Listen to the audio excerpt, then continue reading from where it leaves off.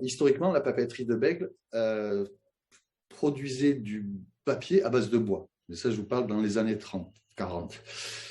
Elle a été capable à un moment donné de se dire, parce que nous, on est situé géographiquement, on est une des rares papeteries urbaines, si vous voulez. Parce que nous, on est à Bègle, et Bègle, c'est la métropole de Bordeaux, c'est côte-côte. Donc, elle a été capable à un moment donné de dire, je passe de la fabrication du papier à base de bois à la fabrication de papier à base de papier recyclé. Et ça fait une trentaine d'années, 35 ans. Pendant 35 ans, on a été précurseurs, on travaillait pour Lafarge, qui faisait les plâtres Lafarge à l'époque. Donc on travaillait essentiellement pour eux, et tout le papier des plaques de plâtre que tout le monde utilise, c'est du papier recyclé. Lafarge, il y a une dizaine d'années, préférait centrer son activité sur le ciment et vendre son activité plâtre. Donc c'est ce qui a été fait, et ça a été vendu à un groupe belge qui s'appelait Etex, qui réside en Belgique. Ce groupe-là, pendant 9 ans, en fait, ils ont acheté la branche plâtre, et dans la branche plâtre, il y a les usines de plaques de plâtre, les carrières, et il y avait quelque chose qui s'appelait la papeterie de Bègle, qui n'est pas du tout un cœur de métier lié au bâtiment, parce qu'une papeterie, on ne fait pas le rapprochement entre papeterie et bâtiment. Donc, ce n'était pas leur cœur de métier. Et pendant 9 ans, ce groupe-là a simplement investi, on va dire, pour subvenir à leurs propres besoins. Ils n'ont pas investi pour augmenter la capacité de production. Ils ont investi simplement pour maintenir le bateau à flot, on va dire. Voilà, c'est une belle image. Et plus ça allait, moins ils mettaient d'argent, et plus le bateau commençait à pencher. Après, ils ont attendu, comment dirais-je, le bon moment. C'est ce que j'appelle le bon moment pour dire comment on fait pour se séparer de la papeterie de Bègle. Et est venu le Covid. Malheureusement, ce Covid est arrivé. Et tous les problèmes, tout ce qu'on entend, toutes les sociétés qui ont du mal économiquement à survivre, ils se sont dit là, c'est le bon moment. Et c'est ce qu'ils ont fait. Donc, ils ont annoncé des chiffres que, en fait, pour, on va dire, oui, remettre le bateau à flot et le rendre un petit peu plus compétitif, il fallait, en fait, rajouter 50 millions d'euros. Et c'est vrai que, entre vous et moi, je vous dis 50 millions d'euros, en fait, waouh, c'est énorme. C'est vrai, au premier abord, c'est énorme. Ce qu'il faut savoir, c'est ce groupe-là, en même temps, le jour où ils nous ont dit il faudrait investir 50 000 euros, mais on ne va pas investir 50 000 euros parce que ce ne serait pas assez rentable. En tout et pour tout, ils ont investi dans une usine en France, puis en Angleterre et ailleurs, à peu près 600 millions d'euros. Donc, ce n'est pas une histoire d'argent, vous voyez. Donc, c'était ni plus ni moins qu'on était là et on les gênait. Donc, à ce moment-là, à partir du mois d'octobre, a été lancée une recherche de repreneurs d'activité. Donc le groupe Etex avait employé un cabinet qui s'appelle Alixio, je crois, pour essayer de rechercher d'éventuelles reprises d'activité, donc refaire du papier pour plaques de plâtre. D'un autre côté, nos syndicats, mais j'en parlerai un petit peu plus tard, nos syndicats, eux, ont mandaté des cabinets pour chercher également de l'autre côté, et après croiser les éléments pour voir si tout allait bien, etc. Donc le mois d'octobre est passé, et arrivé le mois de février à peu près, où là est annoncé, on a cherché partout et on a trouvé personne pour reprendre l'activité. Donc là, il lançait le PSE. Et en parallèle du PSE, la direction a lancé des repreneurs de réindustrialisation. C'est deux choses différentes. À la fin, il y avait deux possibilités de reprise de réindustrialisation. Il y en avait un c'est Global Hygiene, c'est une société qui fait du papier hygiénique, de l'essuie-tout, etc. Et il y avait un projet qui s'appelait Neo Green Pulp, qui a été fait par une personne qui a dit c'est pas possible de laisser un outil industriel comme ça partir en fumée. C'est pas possible de laisser un outil industriel comme ça qui a des capacités et qui a encore beaucoup de choses à prouver. La personne qui s'occupait de Neo Green Pulp a dit avant de faire capoter le projet complètement, je me retire. En se retirant, il nous a dit parce que dans le milieu papetier, on se connaît beaucoup. Hein. Donc, on s'est réunis avec cette personne-là et il nous a rétrocédé entièrement tout le travail qu'il avait fait, gracieusement. Vous voyez, et ça, je trouve que c'est énorme. Donc, ce qu'on a fait, nous, parce qu'il a fallu très vite réagir, parce que le projet Global Hygiene, si vous voulez, son idée, c'est de tout casser. Donc, les 100 ans d'histoire, on casse tout et on reconstruit du neuf. Et éventuellement, on est capable de prendre peut-être 30 personnes, 35 personnes dans 2-3 ans. Entre vous et moi, vous connaissez beaucoup de personnes qui vont attendre 2-3 ans que quelqu'un dise « Ah, on va peut-être te reprendre, mais on ne connaît pas les conditions avec lesquelles on va te reprendre. » Bon, moi, je n'en connais pas. Donc, on a monté une association. Et donc, pour se dire, il faut réagir. Notre projet, en 2 mots, je vais vous le résumer. Déjà, on prend les 91 personnes. On était 91 personnes. Nous, notre projet, c'est on prend les 91 personnes et on repart avec 91 personnes. Aux mêmes conditions en fonction de la masse salariale, etc. C'est-à-dire que s'ils gagnaient X avant, ben, ils gagneront X après. Pardon. Donc, nous, notre projet, c'est on prend tout ce qui est vous savez, les vieux papiers sont classés, c'est des trucs qui sont cotés en bourse déjà, les vieux papiers, c'est des déchets qui valent très cher, et ils sont classés par catégorie. En fait, moins il y a de contaminants dans la matière première, plus la matière, elle est noble, on va dire. Parce que nous, notre idée, donc, c'est de récupérer et de récupérer toutes les... Alors, à Bordeaux, c'est les poubelles jaunes, vous savez, là où on met les papiers, et tout ça. Nous, on est capable de traiter 100 000 tonnes. C'est ce qui correspond à peu près à tout ce qui est la région Nouvelle-Aquitaine. Donc, nous, avec ce papier-là, nous, on est capable de le décontaminer, de sortir plastique, polystyrène, ferraille, parce qu'on trouve de tout. Hein. Et de cette matière première qui est une poubelle, on est capable de faire de la matière première propre. Notre produit, c'est d'un déchet, on va être capable de l'amener à faire une valeur ajoutée pour le bien de la planète. Alors, pour le bien de la planète, je m'explique, ça peut être très bien de l'isolation, parce que la ouate de cellulose, ça fonctionne très bien. Et la ouate de cellulose, en comparaison à la laine de verre, c'est 2 fois plus énergivore que la fabrication de la ouate de cellulose. La laine de verre, quand on démonte quoi que ce soit, la laine de verre, ça ne se recycle pas. Ça se brûle ou ça s'enfouit. La cellulose, ben, si vous voulez, c'est biodégradable. Donc, ça repartira là dans la nature. Donc nous, notre projet, c'est ça, de travailler avec l'agriculture aussi, parce que on a souvent l'idée de ces grands champs avec ces grands films plastiques. On a l'impression que c'est la mer, d'ailleurs, non, c'est du plastique. Et tous ces grands champs, avec le papier et la technologie actuelle, on est capable de remplacer tout ce plastique, matière fossile, par une matière biosourcée comme les vieux papiers. Surtout la papeterie, c'est une industrie lourde. Même si nous, on a une petite capacité, on peut faire 90 000, voire 100 000 tonnes maximum, comparé à des usines comme on a dans le coin, ils font 500 000 tonnes. On est une petite structure, ok, mais nous, on a une force, c'est la diversité. On est capable de changer très vite de production par rapport à des grosses sociétés qui, elles, plus elles changent, plus elles perdent de l'argent. Nous, c'est pas ce cas-là.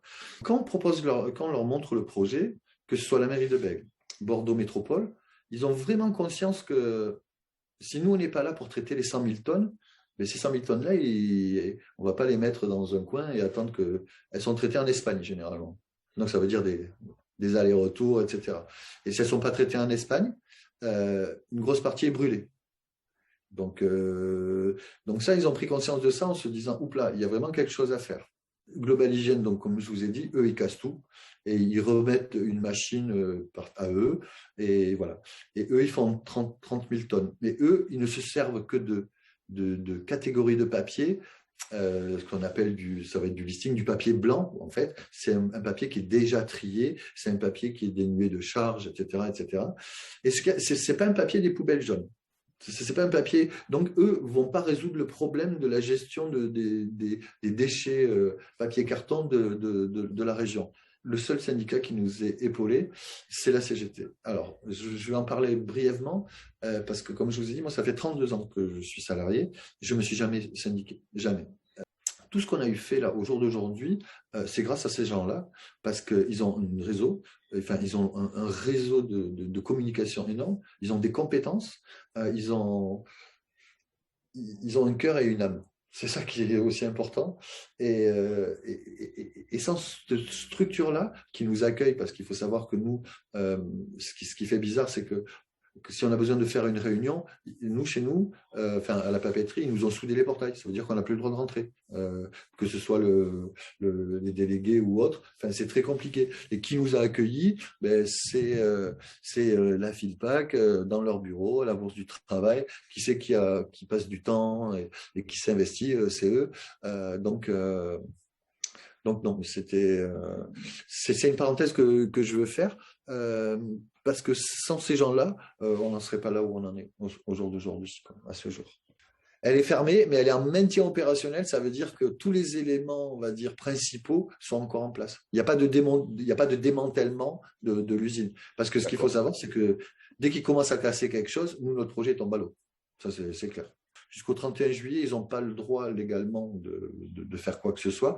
Et les gens qui travaillent dedans sont des gens qui repartiront avec nous demain. Donc, on sait ce qui se passe dedans. Là, l'usine, pour l'instant, elle appartient toujours au groupe ETEX. Et le 31 juillet, en fait, c'est la fin de l'accord d'exclusivité qu'ont passé Global Hygiene et ETEX. Et le 31 juillet, il sera dit si oui, ils signent avec Global Hygiene ou sinon, Global Hygiene, ils font autre chose de leur projet.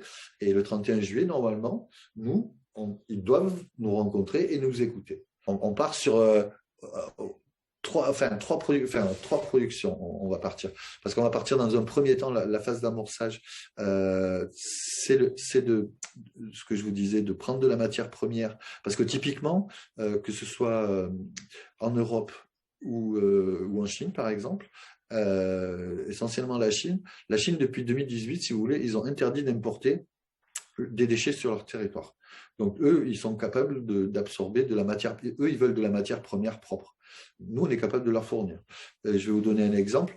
Une fois par semaine, il y a un porte-conteneur qui arrive de Chine, Jiffy, parce que c'est que chinois, et si vous voulez, il repart à vide.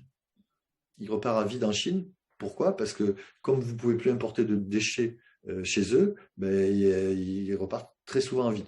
Et nous, notre idée, c'est qu'au lieu de repartir à vide, on les charge de matière première. C'est de la pâte à papier, et de cette pâte à papier, on souhaite en faire différentes applications. Ça peut être de la matière première pour la Chine, mais c'est pas notre. On va pas se dire on fait une usine, on livre la Chine. Ben non, non. Nous, que ce soit la Chine ou l'Europe, ça c'est quelque chose qu'on sait faire et qui peut éventuellement avoir une forte valeur ajoutée, qui peut vous amener du cash pour développer autre chose à côté. Nous, on veut s'instaurer dans différentes petites niches. L'isolation, il y a la ouate de cellulose, ça peut être très bien dans l'agriculture, ce que je vous ai parlé de paillage, etc. Ça peut être, alors que ce soit dans l'isolation des maisons, et après ça peut être l'isolation des véhicules, parce que de la ouate de cellulose, il y en a dans beaucoup d'endroits. Si vous voulez, il y a plein de secteurs d'activité où nous, on y a pensé, mais c'est là où doivent intervenir la région pour nous mettre en contact avec les cabinets qui sont capables de vous dire, voilà, vous êtes capable de produire telle matière première et les applications qui sont demandeuses sont celles-ci. Dans les aires d'autoroute, dans tout l'ameublement qu'il y a dans les toilettes, dans les trucs, etc. C'est du polyuré. En fait, c'est du papier. C'est du papier qui est compressé, comme le formica. Vous vous rappelez du formica? Les meubles en formica, c'est du papier. Nous, on travaillait pour Polyré, qui est pas trop loin de chez nous, et donc on leur livrait, je crois que c'est 2000 ou 3000 tonnes par an. Depuis qu'on a arrêté, ils sont obligés d'aller se fournir au Canada. Vous voyez, donc le prix n'est pas pareil, entre 300 km et un peu plus. Donc on a ce marché aussi là. Si vous voulez, moi j'ai fait mes études dans la papeterie. Il faut savoir que des écoles papetières en France, je crois qu'il n'en existe plus. Il reste un CFA à Gérardmer et une école d'ingénieurs à Grenoble. Ça veut dire que la moindre papeterie qui ferme à ce jour, les gens, les papetiers, les métiers papetiers, ils trouvent du travail. Il faut se délocaliser. Mais les papetiers sont une denrée rare. Demain, ça va faire comme les masques. Un jour, quand on aura des tonnes de poubelles, de papier qu'on va brûler, puis parce que tout le papier qu'on brûle, c'est un arbre coupé. Il ne faut pas se leurrer. Tout le papier qu'on brûle, au lieu de le recycler, c'est un arbre coupé. Et après, on va dire ah oui, mais il y a du papier, mais comment on fait? Oui, mais nous, on savait faire. Il n'y a que 64% des papiers qui sont recyclés au jour d'aujourd'hui. Ça veut dire qu'il en reste 36%, c'est des millions de tonnes. Nous, on a ce qu'on aimerait devenir à moyen terme. C'est pas il y a la phase 1, la phase 2, en phase 3, ça serait qu'on devienne un CFA. parce qu'on a l'outil, on a les gens qui sont du métier, qui ont été formés, et après c'est à la région, à Métropole, de mettre le système éducatif autour. On a les locaux, on a tout. Donc on a cette proposition aussi, de dire, certes, des papetiers, on en aura toujours besoin, ça c'est d'une évidence, mais s'il n'y a plus d'école, à un moment donné, ça risque d'être difficile. Et j'ai même une personne qui m'a via les réseaux sociaux, qui m'a dit, écoutez, votre projet est super cool. Nanana. Il me dit, écoutez, je vous envoie une vidéo. Il m'a envoyé une vidéo au Québec, un concept des gens qui font du film pour l'agriculture directement issu des bouts de stations d'épuration, de papeterie, comme nous. Donc oui, c'est un projet qui ne demande qu'à évoluer, oui, déjà qu'il demande à débuter et après à évoluer, on va dire.